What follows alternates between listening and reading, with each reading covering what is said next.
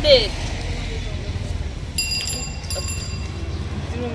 1998 সালে আমাদের ভারতের নেত্রী মমতা বন্দ্যোপাধ্যায় যখন সিপিএমের সঙ্গে লড়াই করতে করতে সেই দিন কংগ্রেসের তিনি এমপি ছিলেন, সেই দিন তিনি বুঝেছিলেন কংগ্রেস দিয়ে এই পশ্চিমবাংলার দারিদ্র মানুষদের দুঃখ দুর্দশা, শ্রমিকের কাজ, কৃষকের জীবনের আনন্দ, বেকারদের জীবনের আনন্দ কিচ্ছুই করতে পারবো না। তাই তিনি সিদ্ধান্ত নিয়েছেন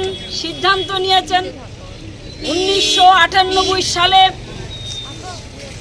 এই 1 জানুয়ারি আজকে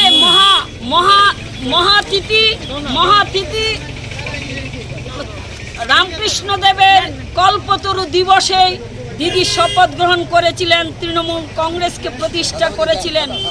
সেই প্রতিষ্ঠাতা দিবসে আজ আমরা পশ্চিমবাংলা সারা ভারতবর্ষের সঙ্গে আমরা প্রদেশ তৃণমূল কংগ্রেসের উদ্যোগে আমরা দরিদ্র নারায়ণ সেবায় মেতেছি। দিদি সবসময় চাইতেন মানুষকে সেবা করো, মানুষের পাশে থাকো, সেই দিদির আদেশ, দিদির নির্দেশ মেনেই আজকে আমাদের সেই দারিদ্র নারায়ণ সেবার কাজ চলছে।